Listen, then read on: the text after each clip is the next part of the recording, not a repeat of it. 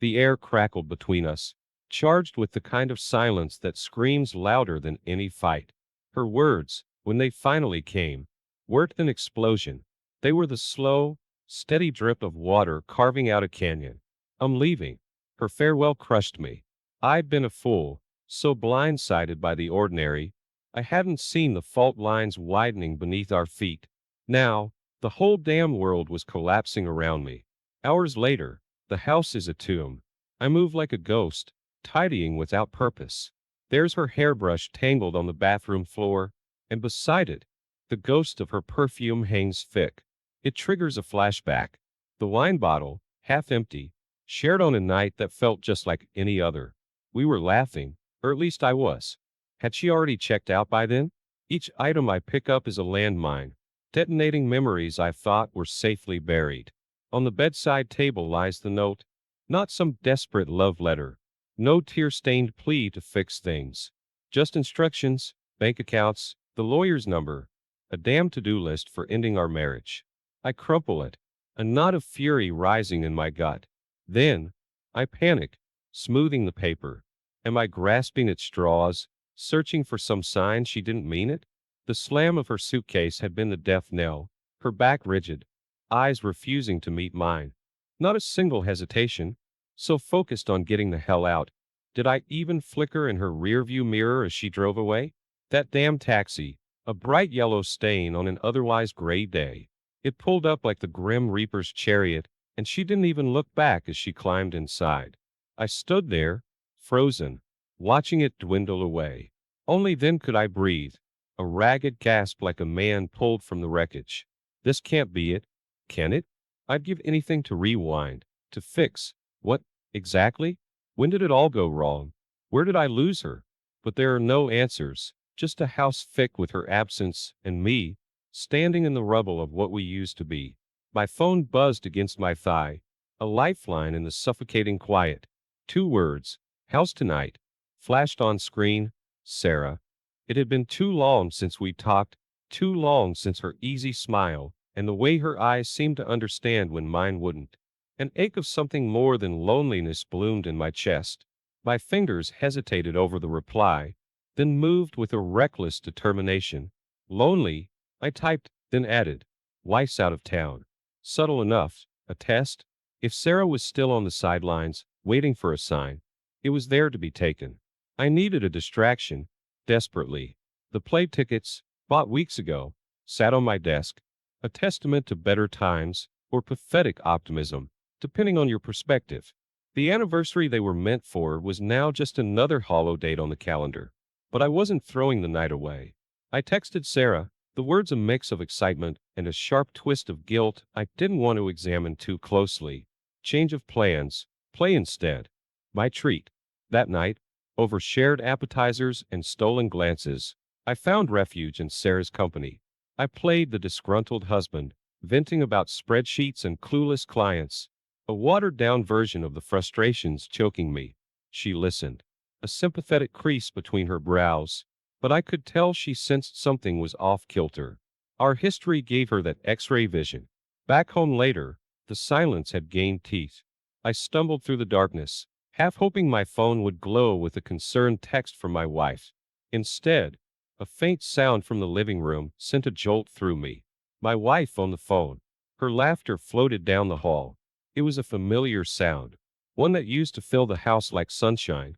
Yet now, it was tight, wound up, with a brittle edge that set my teeth on edge.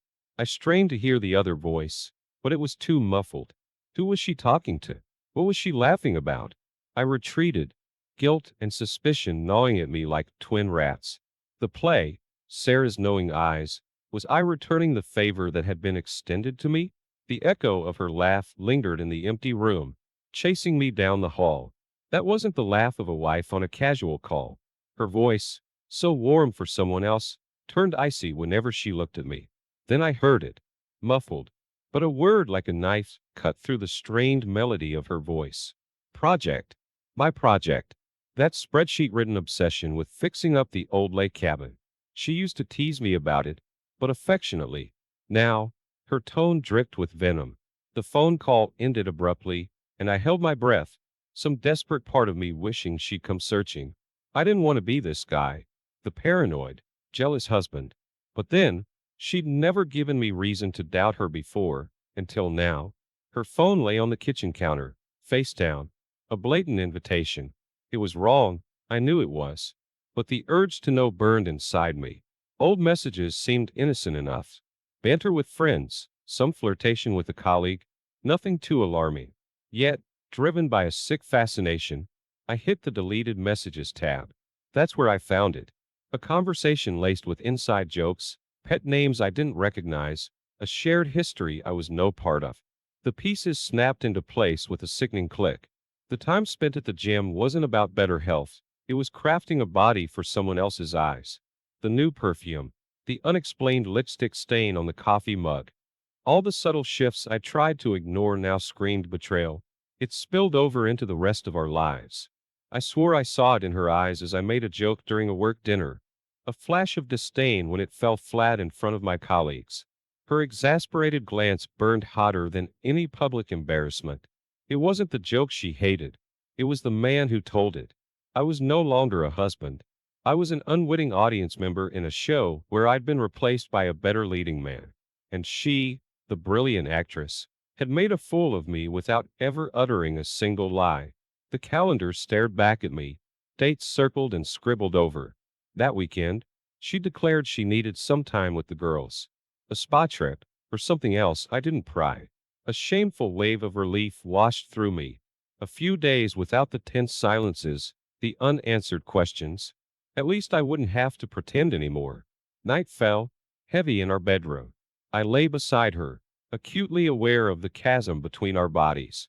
We were strangers, performing some elaborate pantomime of marriage. Had we always been like this? Or had the shift been so gradual I'd only noticed the end result? We had sex. It wasn't horrible, but it was joyless. Once, our touch spoke a language deeper than words. Now, it was an obligation, a perfunctory act. My mind wandered, desperate to pinpoint the moment the music stopped between us. When did the laughter die? Had it gone quietly, or had I simply stopped listening? The next morning, my old college buddy texted, a barrage of photos from his kid's soccer game. Big smiles, messy ice cream cones, all the simple stuff we'd once taken for granted. A pang hit me, sharper than mere nostalgia. It was envy, not for his life in particular, but for the ease of it. The shared joy I saw in those pictures was missing from my own reflection. That night's fight started with something small, a chore undone, a sarcastic remark that slipped out. Yet, within minutes, it escalated. You're always so distracted, she spat. The accusation hung heavy. Distracted from her, from us. Distracted by 1,000 unspoken resentments I couldn't even name. Dinner was takeout. Again, Chinese food cartons littered the table, a pathetic substitute for the evenings we used to spend chopping vegetables and laughing over recipe fails. Shared meals have become another box to check, another piece of our normal crumbling away. The truth was laid bare in those small, miserable moments. There was no grand explosion, just the slow, relentless erosion of the us we once were. Those first tendrils of doubt were barely noticeable, like a hairline crack in a window, easy to overlook until it shatters completely. My focus shifted to work, that ambitious project I convinced myself would be the key to a better life for us. Evenings stretched into nights hunched over the computer, spreadsheets blurring into a comforting numbness. Building our future, I tell her, guilt cloaked in noble intentions. But was it our future, or just a comforting escape from a present I couldn't face? Then, she started talking about him. That new guy at work, clever, a sharp dresser, always had something insightful to say. At first, I chalked it up to harmless office admiration, but the mentions became more frequent, a faint change in her voice when she talked about him. A spark I hadn't seen in ages. Sarah gave me a long hug after a minor work victory. It was sisterly, she'd insisted, just old friends celebrating. Yet as I pulled away, that familiar scent of hers clung to my sleeve, fueling an unease I refused to fully acknowledge. Next came my wife's newfound love of running. Odd for a woman who always joked she was allergic to exercise. She'd returned breathless and smiling, an unfamiliar glow on her face. It wasn't the flush of endorphins, though. It was something else, a vibrancy she brought back with her from those solitary miles. You know, maybe you should hit the gym, my wife had said once, the words playful but a razor edge lying beneath. Wouldn't want to get complacent, right? The laughter died in my throat. Complacent, unmotivated, a shadow of my former self. That's what I'd become, and she saw it clear as day. These weren't dramatic turning points. Not the explosive confrontations movies are made of. It was the slow unraveling, the thousand small cuts that leave you bleeding out before you even realize there's a wound. The promotion was supposed to feel like a triumph. Years of grinding, nights fueled by coffee and stubborn persistence, had finally paid off. Yet, when I broke the news to my wife, her smile seemed rehearsed. Congratulations laced with an undercurrent of something else. Was it disappointment masked by forced enthusiasm? Had she stopped believing in my potential, just when I'd hoped to prove her wrong? Our 10th anniversary loomed, and the excitement in my chest felt out of place. I'd booked a weekend in that quaint seaside town we always talked about, a throwback to that first carefree summer we'd spent falling in love. But when I told her, her face fell. Oh, right, the anniversary, she murmured, a vague distraction in her eyes. Had my carefully planned surprise become just another inconvenient date to keep track of? The housewarming party for our friends, newly married and sickeningly picture-perfect, became an unintentional torture test. Their playful teasing and shared inside jokes highlighted the stale comfort of our own routine. It was the slow burn of envy, of seeing what we could have been, or more painfully, might never be again. One night out, I'd hoped to recapture a bit of the old magic, that sense of excitement we used to have before everything. Yet, as my wife twirled her drink, her eyes flitting constantly to her phone, I hit a stark realization. I'd become a stranger in her world. The shared references were outdated. The inside jokes didn't land. When was the last time we truly connected? Then came the box. Cleaning out the attic, an old shoebox surfaced, brimming with faded love letters. The playful pet names, the promises whispered in loopy handwriting, it was a ghost of a love untouched by time. An aching contrast to the polite distance between us now. The dress, a beautiful, slinky thing in a shocking shade of red, was like a declaration. Expensive, daring. It screamed for a life of champagne-filled nights and whispered secrets shared in smoky lounges. Yet, she'd bought it without a word. A silent shout into the void between us. Was it a plea for escape from the safe drudgery of our marriage? A statement that I was incapable of giving her the life she craved? There were no explosions, no hurled dishes or tearful accusations. That was what made it so unbearable. Our downfall was happening in polite half-sentences, bored glances, and widening silences. It wasn't the saying of, I love you, that change, but the not saying of it.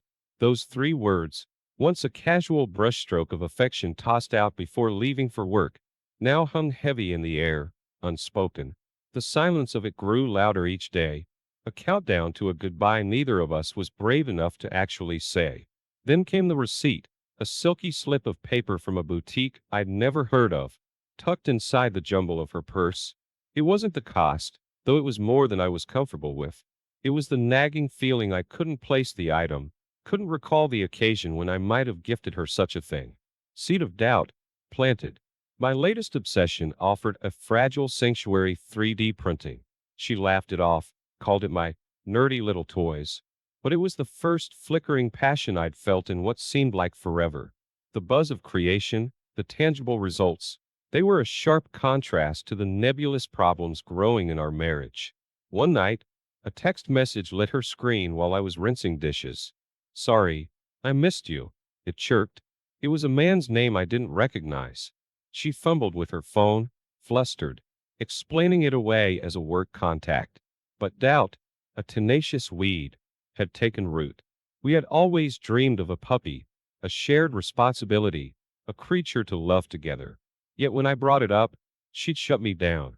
We don't have the time, she'd said, and the finality of it cut deep.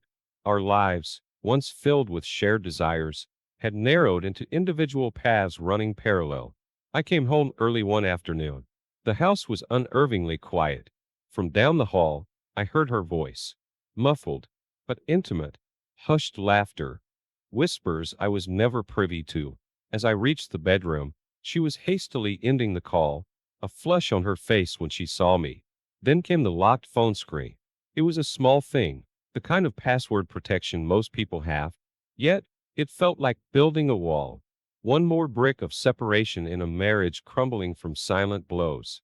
And then, the restaurant. She brought it up casually at dinner. Some trendy new spot she tried with a friend. Excitement surged through me, a chance for a proper date night, trying something new together. Yet, days later when I suggested it, she stared blankly. New restaurant? What are you talking about? The lie, whether intentional or not, hit like a physical blow. What other conversations were we not having? What other parts of her life had become foreign territory for me? You seem off lately, son, my mother had said over one of her Sunday dinners.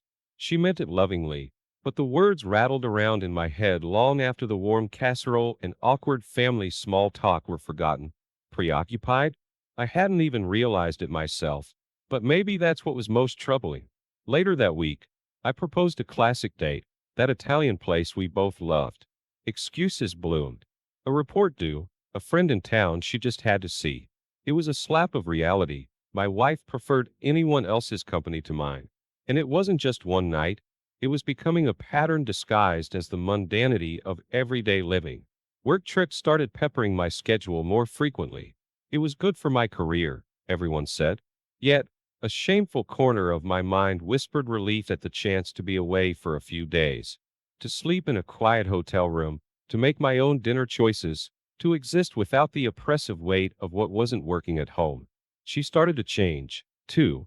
Subtle, at first. Her old jeans and comfy sweaters were replaced by trendier pieces. She fussed over her hair a bit longer, a swipe of brighter lipstick. Good for her, I think, trying to be proud and supportive. But in the hollow echo of my enthusiasm, I felt a pang of something darker. Was she dressing for me, or someone else?